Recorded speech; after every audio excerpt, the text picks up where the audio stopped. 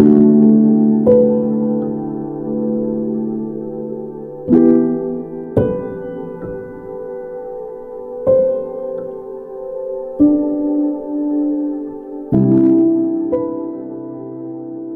Gerald, for reading the scripture for us and also praying for us.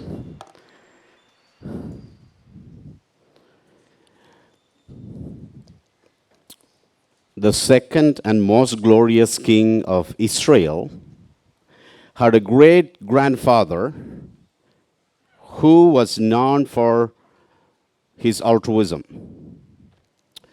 His name is Boaz. And let me read out a portion of what he said in the book of Ruth, chapter 4.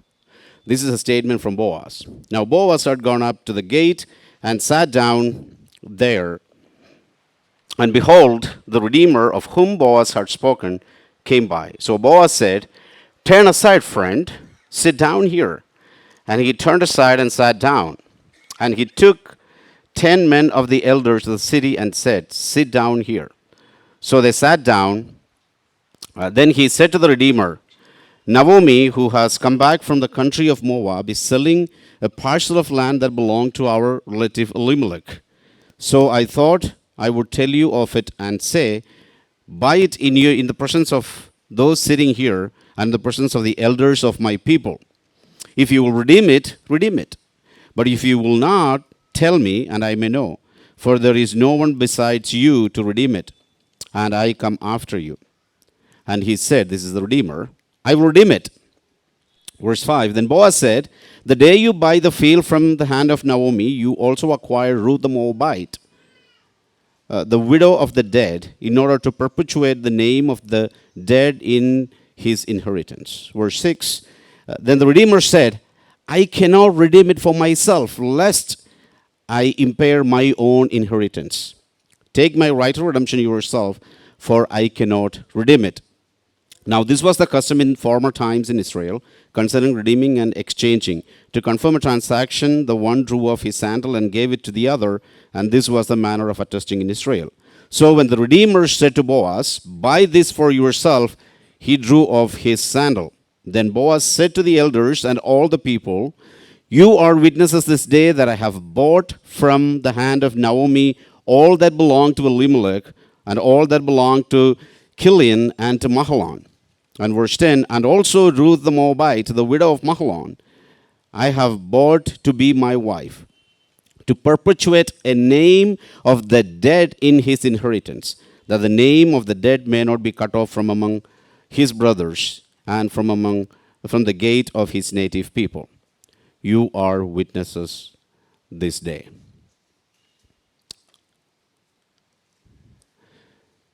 Boaz in the Old Testament is a great example of altruism. And you might wonder what this term means, and here are a couple of definitions of that. Merriam-Webster says, unselfish regard for or devotion to welfare of others. And here is in psychology, we read, altruism is the unselfish concern for other people, doing things simply out of a desire to help, not because you feel obligated to out of duty, loyalty, or religious reasons.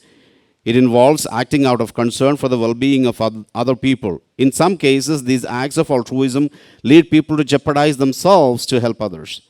Such behaviors are often performed unselfishly and without any expectation of reward.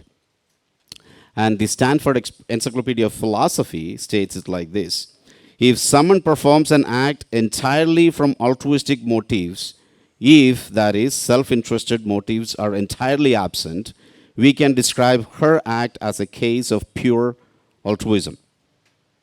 In short, altruism means a selfless act to benefit someone else. What we see in the book of Acts, and especially in chapter 27, is a case of altruism on the part of Apostle Paul. Someone in the midst of chaos, someone in the midst of his own personal struggle, wanting to help others, sometimes without even having a regard for himself or his own safety or for his own thing, just like Boaz was talking about his own life. And this is where we are in chapter 27 in the book of Acts. And just as a preface, let me also let you know that I would use terms like Christian quite a bit. But when I use the term Christian, what I mean by that is not someone who belonged to Christianity as a religion, someone who is born into a Christian family, none of those, but someone who is a follower of Jesus Christ, someone who has decided to follow Jesus Christ and a disciple of Christ. So when I use the term Christian today throughout the sermon, please keep that in mind. So this is the journey of Apostle Paul from Caesarea in Palestine, not Philippi, in Palestine, to Rome. This is his voyage, his trip to Rome, and he is a prisoner. And these are the places, and the map tells us that he starts at Caesarea, and the shipwreck towards the end of the chapter is at Malta, and that of which next week, God willing, we will listen to. So this is kind of the entire journey of Paul in this chapter. So one of the first things, as Gerald had read for us, is found in verses 9 through 11. Of course, the first 8 verses sets the stage for us, lets us know that now Paul has been handed over to the centurion of the Augustus guard, a special place, perhaps someone who is not necessarily in charge of so many, but 600 or less. So here's a centurion to whom Paul is being handed over, along with other prisoners. There were other prisoners who will be now traveling to Rome along with Paul. And then this was not perhaps the best time for them to set sail. This would be sometime in AD 59, in the fall, autumn, early October, around that time. So this was not a perfect time for sea voyage at all. In fact, most people would discourage any sort of sea voyage at this time because of the rough seas. As the winter approaches, the sea gets choppier and rougher. But then Paul tells the centurion that, this is not the best time for us to travel. This is what we read actually in verses 9 following. He says that since much time had passed and the voyage is now dangerous because even the fast was already over, Paul advised them, saying, "Sirs, I perceive that the voyage will be with injury and much loss, not only of the cargo and the ship, but also of our lives." Paul is sensing that there is a lot of danger that's lying ahead, not only for himself, but for everyone else in the ship. So, as an altruistic Christian, someone who follows Christ so deeply, someone who would do anything for the sake of Christ, someone who would prioritize others for the sake of Christ, is now going to the centurion, taking actually a chance. Because centurion could really get upset. He could say, "Hey, you are a prisoner. You should know your place in this ship. You are not welcome." Or he could throw him into perhaps seclusion. You never know. He could have faced anything there. But quite unassumingly, he walks up to the centurion with a lot of respect. He shows a lot of respect to the centurion and addresses him and the rest, saying that, "Sirs, I perceive that the voyage will be with injury and much loss." This is actually a time in this chapter where Paul will speak on a personal capacity. Not that he has any particular direction from the Lord on this matter, but as someone who looks at life in general and someone who looks around and see how things are playing out, he is making an educated guess here, and he's saying that there could be a lot of loss of life, including that. Definitely loss to the cargo.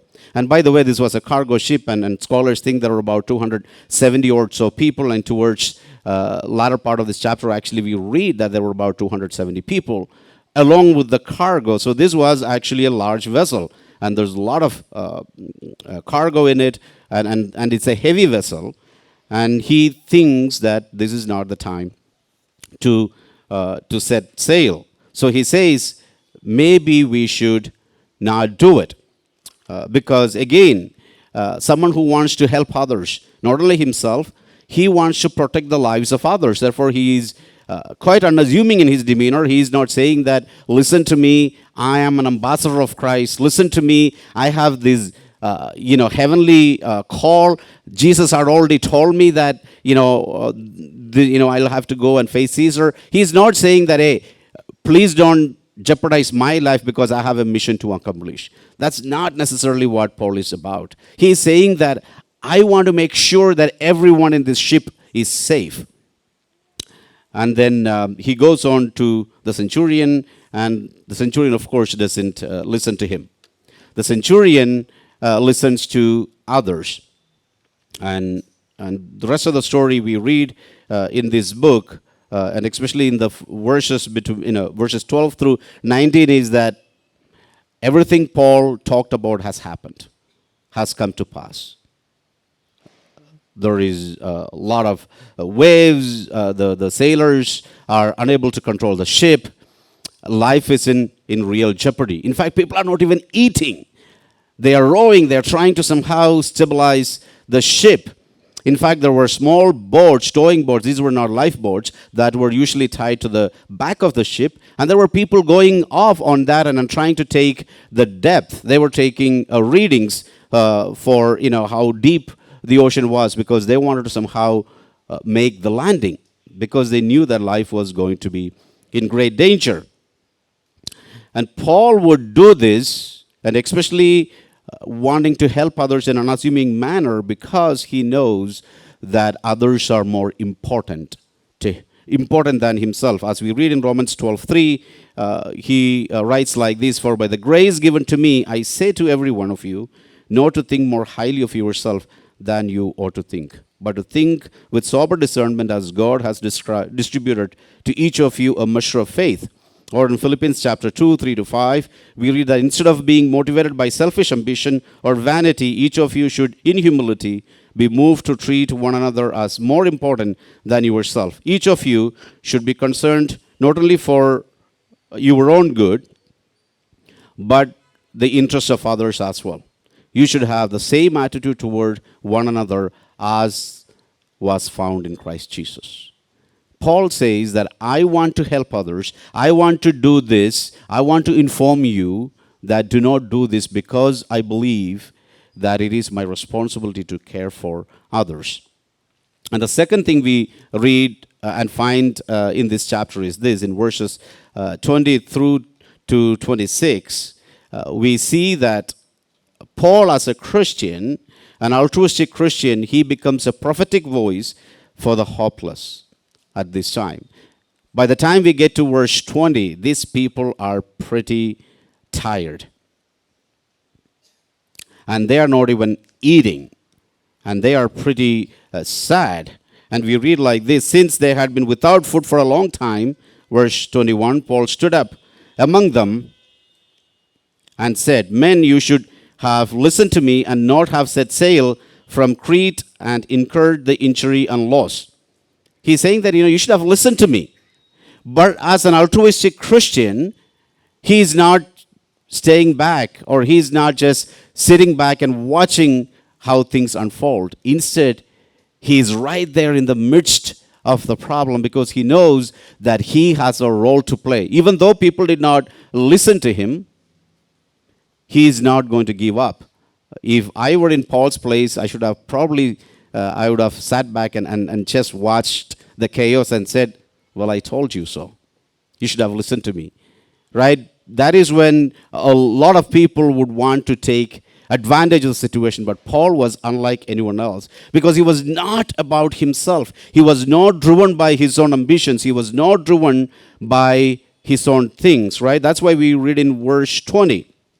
When does he step in? They were rowing and they were trying to stabilize the ship. In verses 11 through 19, he doesn't really step in. But when does he step in? In verse 20, we read that when neither sun nor stars appeared for many days, and no small tempest lay on us, all hope of our being saved was at last abandoned. The soldiers, the sailors, the captain, the centurion, all of them, all of the prisoners, all of them tried to save themselves because their life was in real danger. And Luke tells us, Luke and Aristarchus were his companions at this time. They were allowed to accompany Paul in this journey. So Luke tells us that all of them gave up. In their demeanor, perhaps they stopped even fighting. Maybe they, took their hands off the oars. I'm not sure exactly what it meant, but it was quite evident to Luke that they were quite hopeless at this point in time. That is when Paul becomes a prophetic voice for the hopeless. He says in verse 22, "Yet now I urge you to take heart, for there will be no loss of life among you, but only of the ship." Earlier he said there could be, in a personal capacity. In verse 10 he said there could be loss of life and loss of cargo. He didn't have any particular vision at that point in time, but now things will get more interesting. He's going to say that actually there would not be any loss of life, but only cargo. For he says that this very night there stood before me an angel of God to whom I belong and whom I worship. And he said, "Do not be afraid, Paul. You must stand before Caesar. And behold, God has granted you all and all those who sail with you safe journey. So take heart, men, for I have faith in God that it will be exactly as I have been told." Everyone is hopeless. Paul was different. He knows that this is the time for him to spring to action. Because nobody is eating. People are hungry. Sometimes one of the signs of people, when they are depressed is that they stop eating, right? And for these people, they're thinking, what's the point of eating because we are going to die anyway? Well, we don't want the fish to have a great party afterwards where we might as well starve. I'm not sure, but, if they are, really healthy and or maybe the fish will have a feast afterwards. But people were so hungry. I'm thinking they were perhaps not even thinking about themselves. They were somehow trying to survive. But Paul is becoming the prophetic voice when there was absolutely no hope. Everyone had given up. Sometimes in life and situations we come across things like that, right? Where people have not listened to us, there seems to be no hope, and oftentimes the temptation for people is to give up. What's the point in trying? Right? People give up and then they take actions that are not necessarily godly afterwards. But Paul, someone who knows Christ so deeply, someone who has been a follower of Christ, becomes this prophetic voice. And few things that he says that, he guarantees their safety. At this time, this is a huge, huge risk Paul is taking.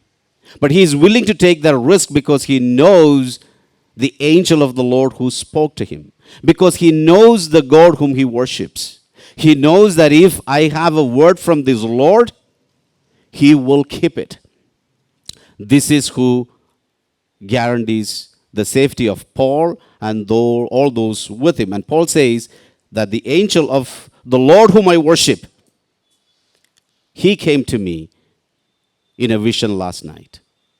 When all of you were lost, when none of you heard any of your God speaking to you. I'm pretty sure the people in the ship, like Jonah's situation, right? They would have cried out to their gods. It's actually, in some sense, this is a mirror image of Jonah's story. Yet there are differences. But, right, we see, if you know the story of Jonah in the Old Testament, what did they do? They threw out the cargo. The first thing they tried to do, the seafarers, they know what to do, how to stabilize ships in a choppy water. They did that, and then they started praying and really, beating their chest and praying out to God to help them, because at that point in time, after they lightened the ship, there was nothing more they could have done. They knew that now we are at the mercy of some gods or goddesses. And towards, of course, later in the story, we find out that that was not the reason that the people of Jonah's ship were in danger. It was because of Jonah. Because the God whom Jonah worships was pretty angry. Right? And then you know the story, how that ends up. So these people must have been praying, I guess, but there is no revelation. There is absolutely no help coming to them from any other quarters. Paul says, the one true God I worship, he has his angel sent to me and speak to me last night. Two things we notice here in the passage, verses 21 through 26. We read, first, Paul is being taken to Rome to be persecuted. He could have been discouraged like anyone else, right? Because he doesn't know what awaits him in Rome. He is going to face Caesar. Caesar could do anything to him. So he is a prisoner being carried away to face Caesar because he appealed to Caesar. We read that earlier. In the earlier chapters, we have already listened to those sermons, right? So we know, we are aware of that. And the second thing, so he could have been equally discouraged, but he is not. Second thing, because God wants Paul to be in Rome to be before Caesar, others who travel with him are safe. Paul is happy that others are safe on his account, although he himself doesn't know his fate. That is an altruistic Christian who becomes a prophetic voice in the midst of chaos. Even though Paul doesn't know his own fate when he arrives in Rome, he is right now rejoicing in the fact that other people will be safe on his account because of him. And he is really and truly rejoicing in that. And that is something to be noticed here. He tells them about his vision, which guarantees their safety. Only someone with a heavenly vision can face problems in life with hope and assurance. Only, let me repeat myself, only someone with a heavenly vision can face problems in life with hope and assurance. Paul's strength did not come from his expertise or knowledge of the seas. His strength came from the God whom he worships. The life-threatening situation at sea becomes an opportunity for the gospel. For someone who is tuned to the Lord, someone who is a follower of Christ, every inconvenient situation becomes an opportunity for the gospel. That is what we find here. And we first see that he talks about the angelic vision. He says the God whom he worships sends his angelic messenger to minister to Paul. And second thing we find is that this God whom Paul worships is deeply involved in the lives of his followers. This is not a God who is watching the affairs of life from distance, but here is a God who is intimately involved in the lives of his people. Every minute detail in the life of a Christian is where God shows up himself, where God reveals himself. If you and I are true followers of Christ, like Paul was a true follower of Christ, a true disciple of Christ, then we can testify to this fact that the God whom we worship is a God who is deeply involved in our lives. Walter Brueggemann, in his commentary on Psalms, said like this: the invisibility of God does not mean his absence. The invisibility of God does not mean his absence. Sometimes people are discouraged because they don't see God show up when they needed him the most. And they begin to think that, well, God is not interested in my life. Maybe God is absent in this situation. But folks, let me remind us this morning that this God whom Paul worshipped, the God of the Bible, the God whom we worship, if you are a follower of Christ, this God is deeply interested in every single aspect of your life. The question is, do we know him well? Do we trust him enough? Paul says that the safety of his life is something that this God guaranteed, because this God took time to send his angelic messenger to the aid of whom? A prisoner of Rome. When you look at Paul at this point in time, he is just like any other prisoner of Rome. For the centurion, perhaps, he had special compassion towards Paul. We will read that towards the end of this chapter. But for most of the people in the ship, he is no one to be regarded, because even the owner of the ship is right now sailing along with them. We read about that in verse 11, right? The centurion listened to the sailors and the owner of the ship. So he's also there. And the owner of the ship could also look at Paul and say he is an ordinary criminal, a prisoner. He perhaps wouldn't know the reason why Paul is being taken to Rome. He is just like any other prisoner. If that's the case, think about it. Who would ever care about a prisoner? He's not even an ordinary person at this point in time. Someone who the world would not like to associate with. But God, whom Paul worships, does not abandon him. He is deeply involved in his life. Church, do you know this God well? How do you face problems in life? Do you believe, like Paul, that this God is in your life at all times? Whether you go through the valley of shadow of death or at the epitome of success. Do you feel God's presence in your life right now where you are in this season of life? Friends, our God is always interested in us. In those moments of valley of shadow, you may not feel it.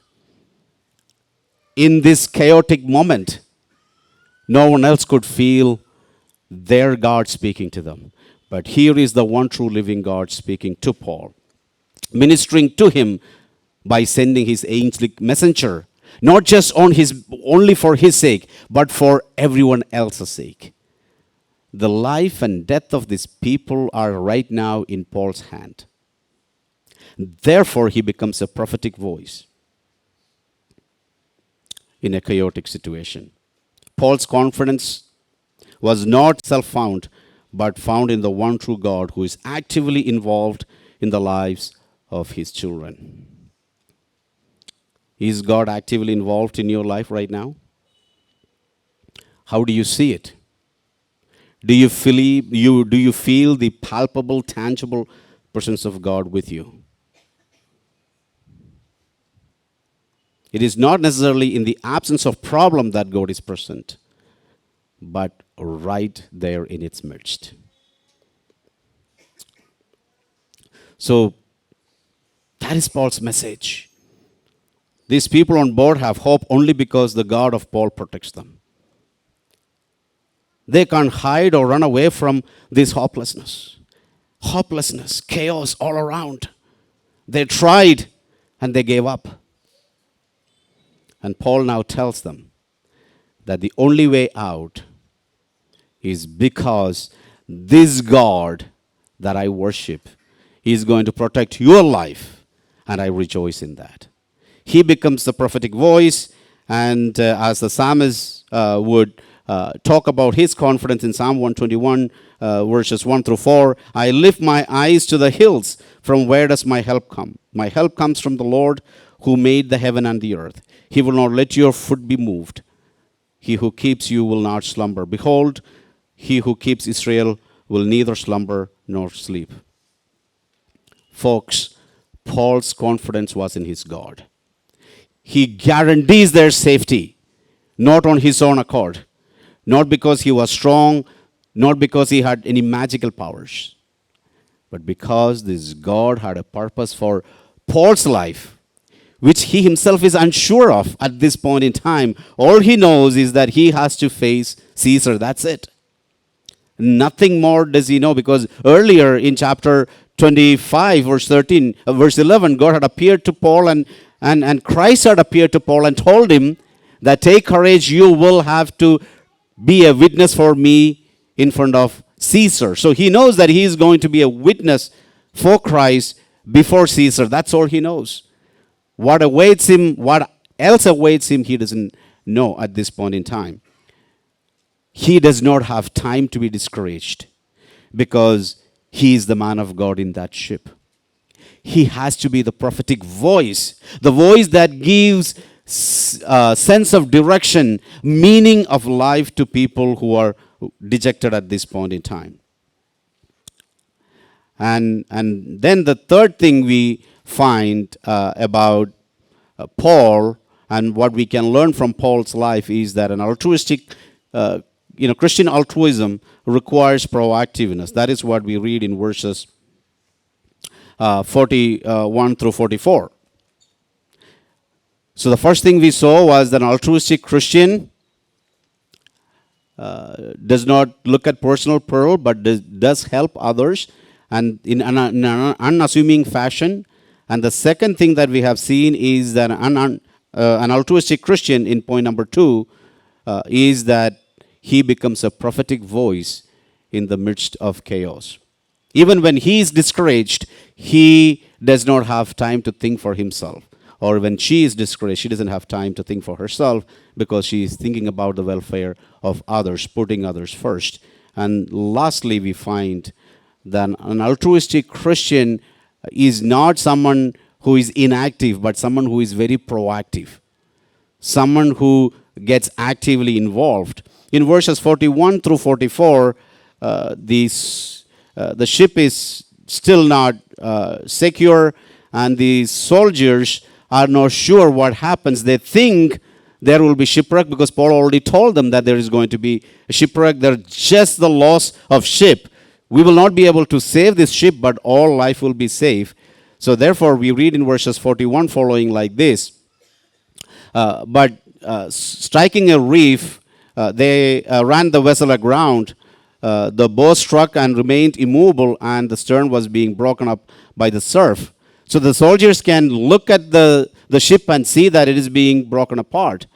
The soldiers' plan was to kill the prisoners, lest anyone should swim away and escape. So they want to have their duty fulfilled. They are this kind of very pedantic kind of people, right? No, whatever it costs, they want to make sure that they did their job well, and they couldn't care less about others, right, or other things. So they want to kill the prisoners. They themselves don't know if they will escape, but even if they escape, they don't want the prisoners to escape. Now, this is where Paul lets a centurion know, and the centurion comes to know about it and wanting to save Paul's life. The centurion actually tells the soldiers to put your swords down, do not kill the people. The ability to read events in life is important. In fact, we read that in verses 30 through 36 as well. Right? As the sailors were seeking to escape, this is another incident. Earlier, the sailors were trying to escape. Now, the soldiers are trying to kill the people towards the end of the story. But little before that, there was another situation where Paul had to be really proactive. He saw the sailors who were getting onto small boats that was being towed, as I mentioned at the back, pretending to go and put out anchors to stabilize the ship. But actually their intention was to escape. Because they know they can't save the ship, perhaps this is not the Titanic story where the captain goes down with the ship. This is different kind of sailors. It's pre-Titanic, right? Where the sailors wanted to save their own lives. Paul springs into action, very proactive. He can read the events. He can read people where they are going, what their intentions are. He alerts the centurion and the centurion cuts off those boats before the sailors get into the boat. So now the sailors are stuck. He is very proactive in protecting the lives of others because he knows that his own safety is guaranteed because God told him that he has to be a witness for Christ in Rome. That will happen.